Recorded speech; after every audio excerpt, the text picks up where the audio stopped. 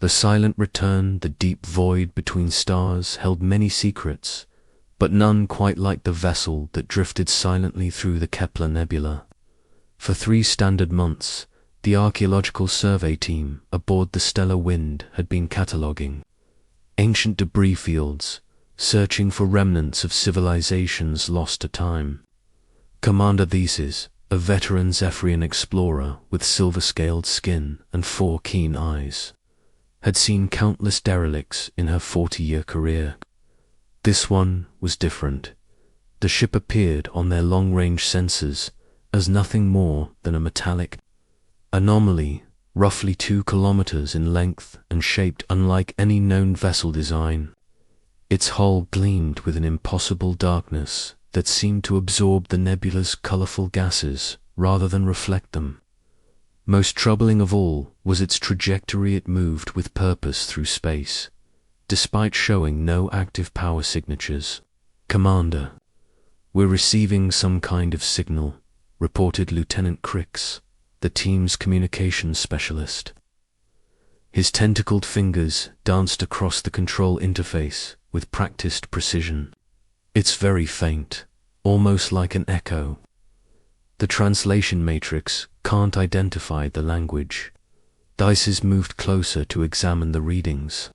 The signal pattern was unlike anything in the Galactic database, consisting of mathematical sequences interwoven with what appeared to be linguistic components.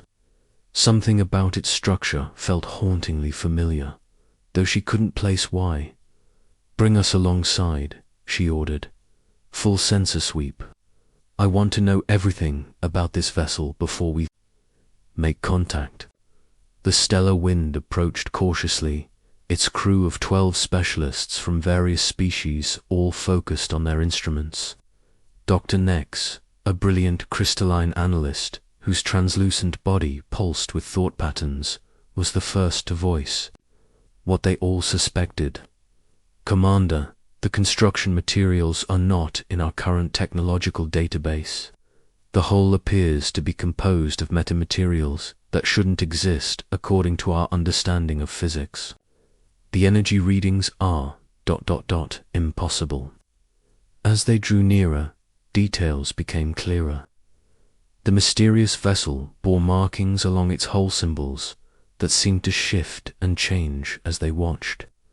Near what appeared to be the bow, partially obscured by cosmic dust, were characters that made Tice's blood run cold.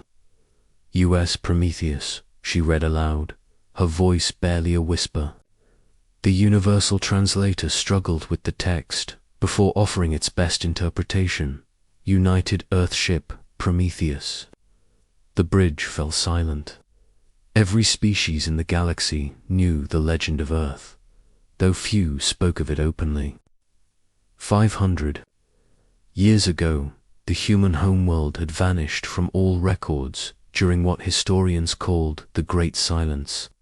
Some claimed it was destroyed in a catastrophic war.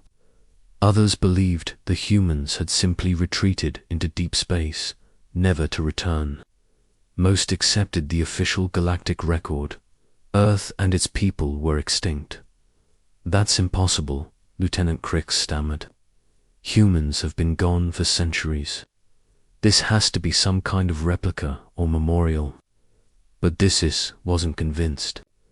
Her grandmother had been alive during the final years of human contact, and had often spoken of their remarkable ingenuity and stubborn refusal to accept defeat. If any species could survive complete isolation, it would be them. "Prepare a boarding pod," she decided. "I'm taking Dr. Nex and Security Chief Vox with me. The rest of you maintain position and monitor all frequencies." The airlock connecting their pod to the human vessel opened with surprising ease, as if the ship recognized their intent and welcomed them aboard. The corridor beyond was bathed in soft blue light that seemed to emanate from the walls themselves. The air was breathable, maintained at optimal conditions despite the ship's apparent age.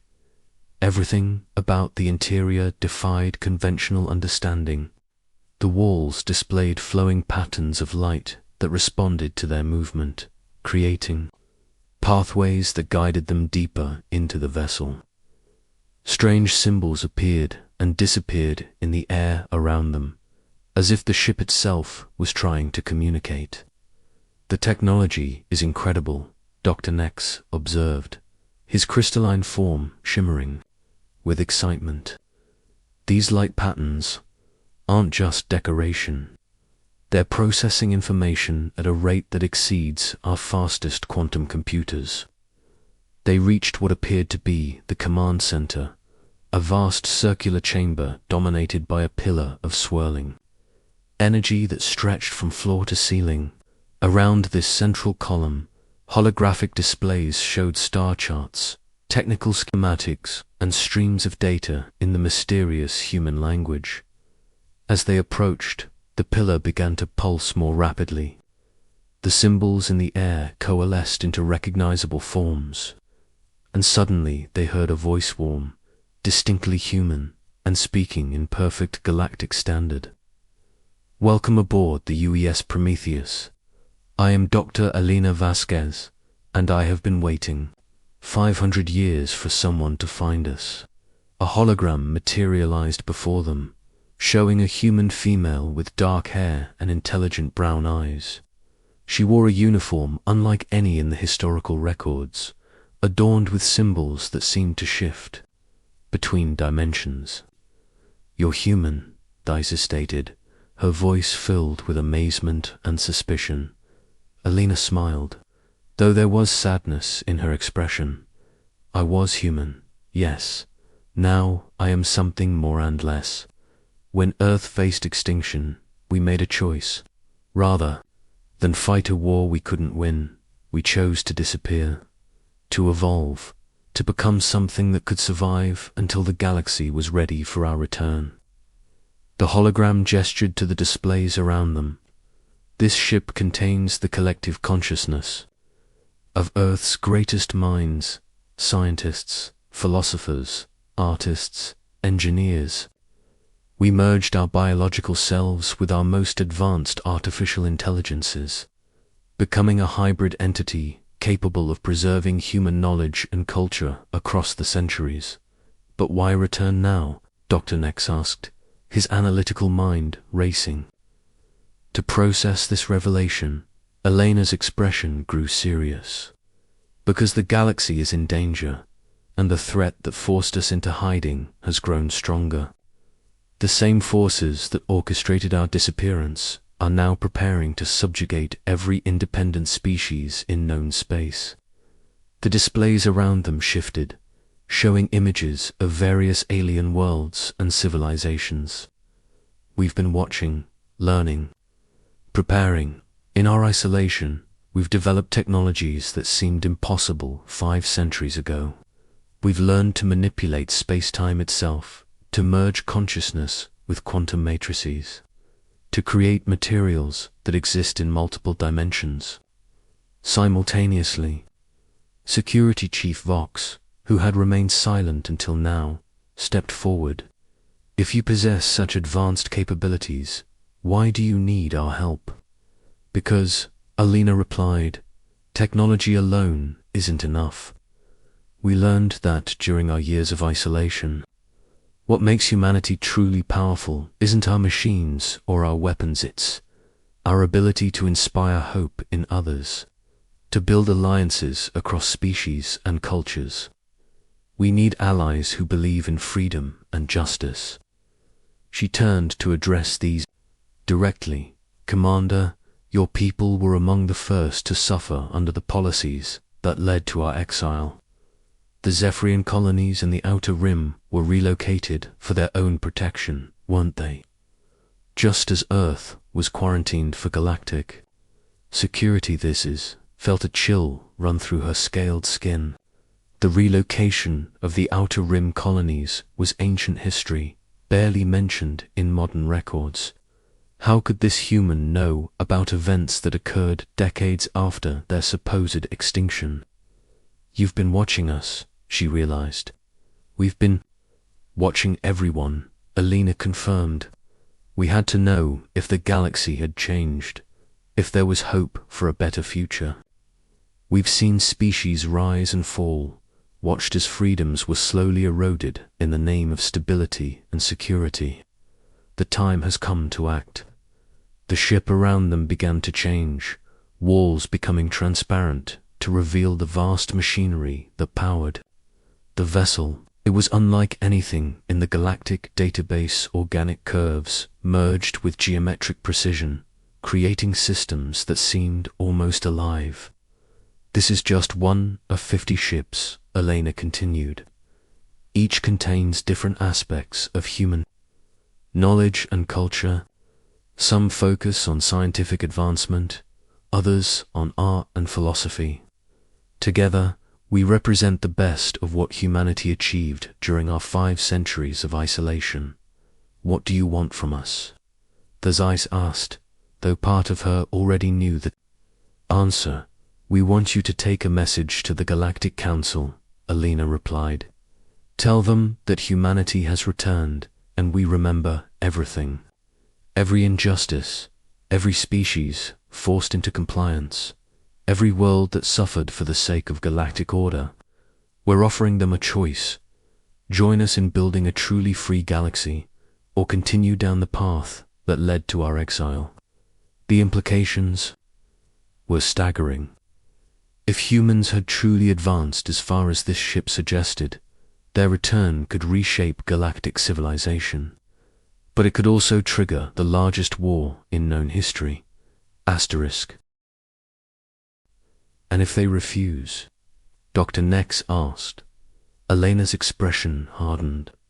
Then they'll discover why humanity survived when so many other species didn't. We don't give up, we don't surrender, and we never forget. The Prometheus began to move. It's impossible.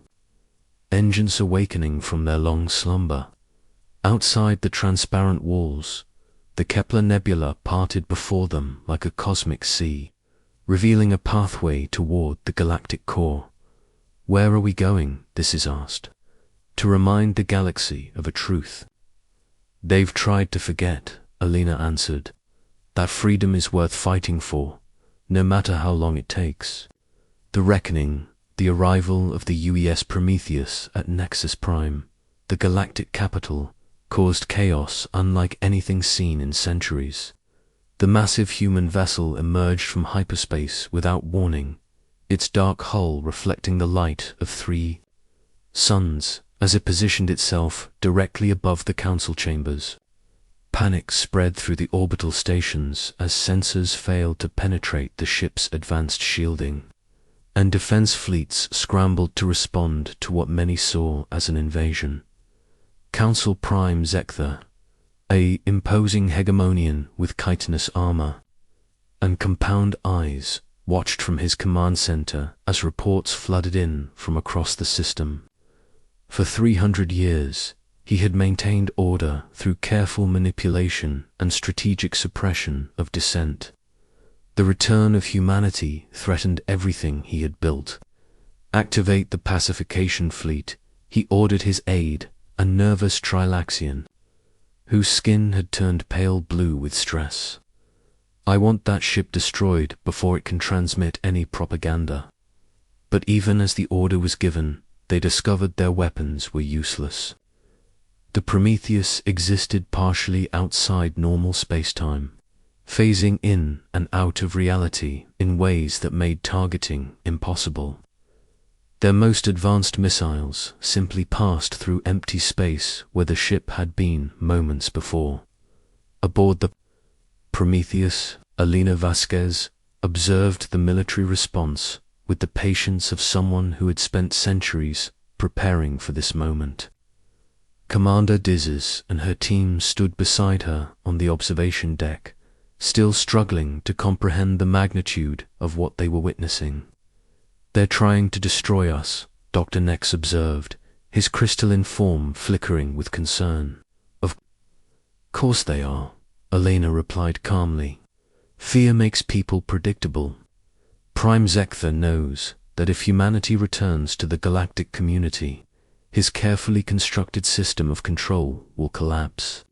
The ship's communication systems activated, broadcasting on all frequencies throughout the Nexus system. Elena's voice carried across millions of channels simultaneously, reaching every inhabited station, ship, and settlement. "Citizens of the galaxy," she began, her words automatically translated into hundreds of languages. "I am Dr. Elena Vasquez, representing the human species that was exiled from your midst 5 centuries ago. We have returned to reclaim our rightful place among the stars, and to share truths that have been hidden from you." The response was immediate and overwhelming. Across the system, beings stopped what they were doing to listen. Many had never heard of humans, except in whispered legends. Others remembered the official stories of a violent species that had threatened galactic peace. You had been told that humanity was dangerous, that we were warlike and unpredictable. This was a lie created to justify our exile and the suppression of any species that refused to submit to central authority. We were removed not because we were violent, but because we inspired others to resist. As Elena spoke, the Prometheus began transmitting historical records that had been sealed for centuries. Images filled screens across the galaxy, showing the real events that led to humanity's disappearance. The systematic dismantling of Earth's alliances, the sabotage of human colonies, and the coordinated propaganda campaign that painted them as aggressors in the council chambers. Emergency sessions, convened as representatives from hundreds of species, demanded explanations. Many recognized their own world's histories in the human records, seeing parallels between humanity's exile and their own forced compliance with galactic authority. "This is sedition," Prime Zekthar declared, his voice booming through the chamber. "These humans are attempting to destabilize our peaceful civilization with lies and distortions." But his words carried less weight as more evidence emerged. The Prometheus had been monitoring galactic communications for 5 centuries, recording every secret transmission, every classified order, every cover-up. The accumulated data painted a picture of systematic oppression disguised as benevolent. Governance. Ambassador Liorel of the Zephyrian Union stood to address the assembly. Her silver scales gleamed under the chamber lights as she spoke with quiet authority. "My grandmother served on the contact committee that negotiated with humans before their disappearance. She always maintained that they were unjustly accused. If these records are authentic, then we have perpetuated a terrible injustice." The debate that followed was fierce and chaotic. Some species, particularly those who had suffered under hegemonian rule, rallied to support the human revelations. Others, dependent on the current system for their prosperity, demanded military action against the Prometheus. Elena allowed the arguments to continue for hours, understanding that true change required more than just revelation, it required choice. When she finally spoke again, her words cut through the noise like a blade. "We did not return for vengeance," she announced. "We returned because the galaxy faces threats that require unity, not division. In our isolation, we discovered dangers in deep space that make our past conflicts seem insignificant. We offer our advanced knowledge and technology freely, but only to a galaxy that embraces freedom and cooperation." To demonstrate their capabilities, the Prometheus began a display that defied every law of physics known to galactic science. The ship folded space around itself, creating localized distortions that allowed it to exist in multiple locations simultaneously. It generated energy from quantum vacuum fluctuations, powered defensive systems that operated outside normal dimensions, and demonstrated manufacturing capabilities that could rebuild entire worlds. This is what humanity achieved in 5 centuries of isolation, Alina continued. Not through conquest or subjugation, but through cooperation and the free exchange of ideas. Every advancement we made was shared among our hybrid consciousnesses, refined through collective wisdom, and tested against our highest moral principles. The implications were staggering. If humans could freely share such technology, it would revolutionize galactic civilization, but it would also make the current power structures obsolete, threatening those who had built their authority on controlling access to advanced knowledge. Prime Zektha made one final attempt to maintain control, even if their technology is genuine. He declared, "We cannot trust a species that is hidden from us for centuries. They speak of cooperation while demonstrating powers that could destroy us all." Elena's response was swift and decisive. The Prometheus projected a hologram visible throughout the Nexus system, showing not weapons or threats, but images of renewal and growth. Barren worlds transformed into garden paradises, failing stars reignited with new fuel, and dying civilizations revitalized with advanced medical technology. This is our true power, she said. Not destruction, but creation. Not domination, but inspiration. We offer this future to any species willing to embrace genuine freedom, the freedom to explore, to grow, to become more than they ever imagined possible. The hologram shifted to show Earth itself, no longer hidden but revealed in all its transformed glory. The planet had become something beyond imagination, continents that shifted between dimensions, oceans that existed in multiple states simultaneously, and cities that grew like living organisms while housing billions in perfect harmony. Our world became a laboratory for possibility, Alina explained, free from external pressures and conflicts. We explored every avenue of development, biological, technological, and spiritual. We learned that true advancement comes not from competing with others, but from transcending the limitations we place on ourselves. As the demonstration continued, support for humanity's return grew throughout the galaxy.